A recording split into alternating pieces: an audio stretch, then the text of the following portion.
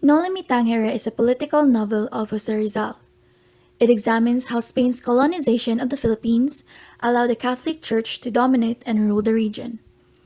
Having been colonized by Spaniards since the 1500s, Rizal shows the Filipinos suffering abuse from civil guards, friars, and other government officials. Using their power to mistreat civilians, the civil guards harassed them because of simple causes such as not rendering the customary salute, not being able to show identification cards, and etc. Government officials, likewise, make use of their power to control those whom they believe would be detrimental to the Spanish rule.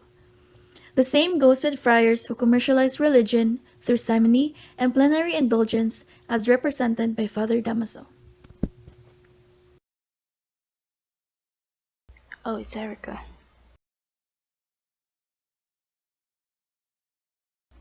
I totally agree. This looks into Spain's colonization of the Philippines, which allowed the Catholic Church to dominate and rule the region when in fact the Church should not be associated with political matters. Through Ibarra, the book's protagonist, who returns to the Philippines after having spent 7 years in Europe, Rizal shows the shocking extent to which the Catholic friars have commandeered the country's politics and culture, manipulating the lives of Filipino citizens in an attempt to assert authority and influence. Thus, Rizal illustrates the Catholic priests' corruption and their unchecked power, which doesn't stem from actual religious zeal, but rather from a love of supremacy that colonization has enabled and encouraged.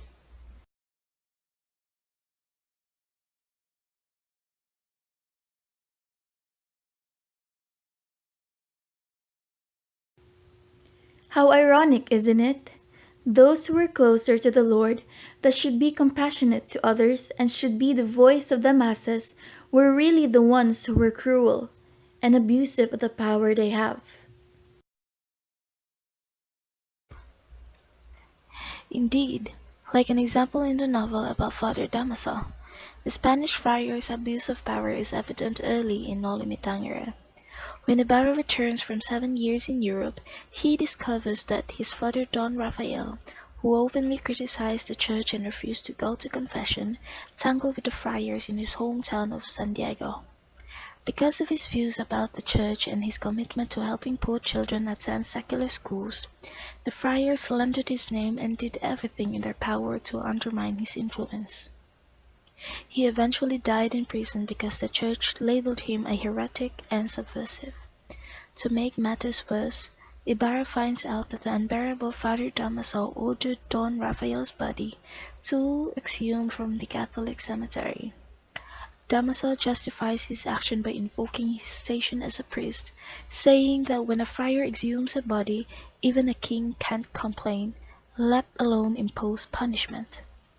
This means that Damaso sees himself even more powerful than the King of Spain and, more importantly, as exempt from all forms of punishment because he is a friar. His confidence shows how powerful he thinks he is, despite the fact that he dug up a dead body, a deeply irreverent thing to do. He feels no remorse, and even seems to think his actions were respectable and fair.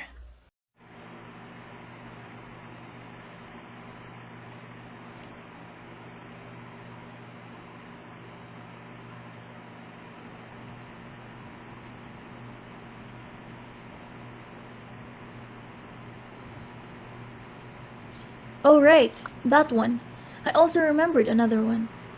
In addition to controlling the townspeople with threats of excommunication, punishment, and accusations of heresy, the friars clashed with their own countrymen, Spanish people who had come to the islands as government workers or military personnel. This is apparent in the seemingly never-ending feud between Father Salvi, Father Damaso's successor in San Diego, and the town's military ensign. Father Salvi knows that the ensign resents attending church services, so it spites the man by elongating his sermons, or Rizal later makes clear, making the ensign pay fees for missing church. Although the relationship between the ensign and Father Salvi is certainly playful, it denotes the broader rivalry between the government and the church, a rivalry in which church figures wield religion as a means of leveraging their own power. In the same way that Father Damaso believes he has the right to overrule even the King of Spain when it comes to religious matters, Salvi clearly invests himself in his own authority as a man of God.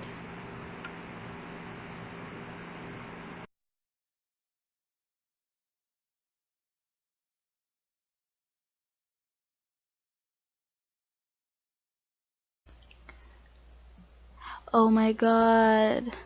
Like, if this isn't hell, I don't know what it is.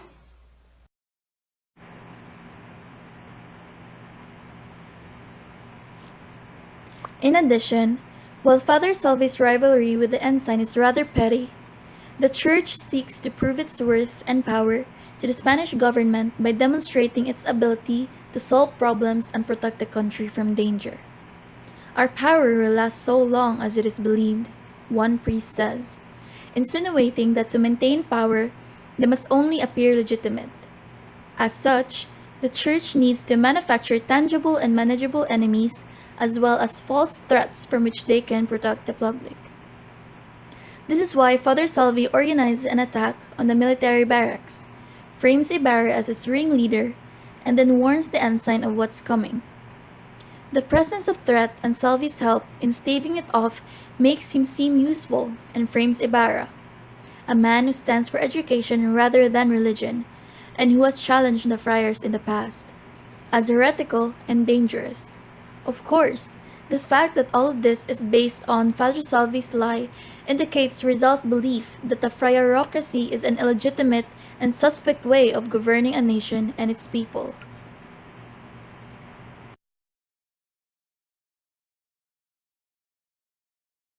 It's not just that. Money is another realm in which Rizal shows religion to be corrupted, as the clergy often conflate piety with riches. By selling indulgences, for example, the friars promote the idea that salvation can be purchased. The nuns keep a ledger of indulgences that they balance like a checkbook, and their attitude is so practical that it seems to lose sight of genuine spirituality.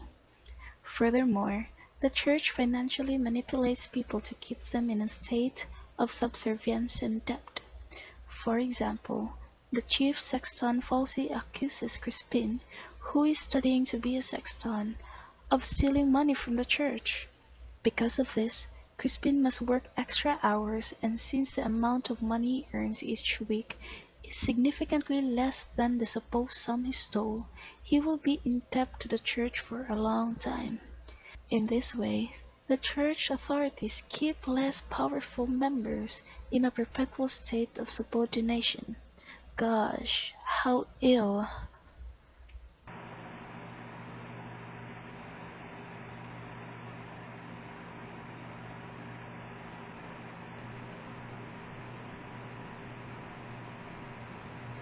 I really can't stand them. It's totally the opposite of what they should be. Servants of God, my ass. Considering the friars' unmitigated control over government officials, townspeople, and lowly church members, it's clear that Rizal is highly skeptical of allowing religious institutions to have so much influence over a community and its governing body. The scholar and translator Harold Augenbraum, who wrote an introduction to Noli outlines this concern when he explains that the early colonizers of the Philippines approached the notion of power and control by asking themselves whether they were meant to rule or to guide, to govern as a tyrant or as a father. It is clear that Rizal thinks the Spanish decided to use religion as a way to rule and to govern as tyrant, a decision that led to a divided and unequal country.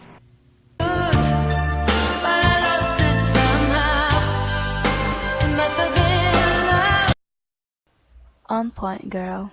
But you know, at least it was in the past already. There are changes now.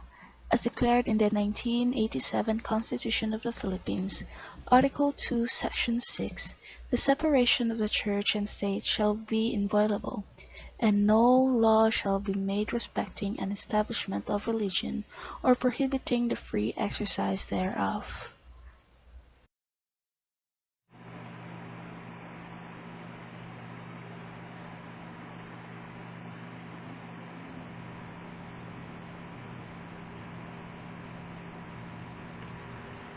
Yeah, you're right. At least now, the priests no longer have that power to abuse Filipinos. Also, a lot of religious groups in the present are actually doing what they should do, like helping the needy people and stuff.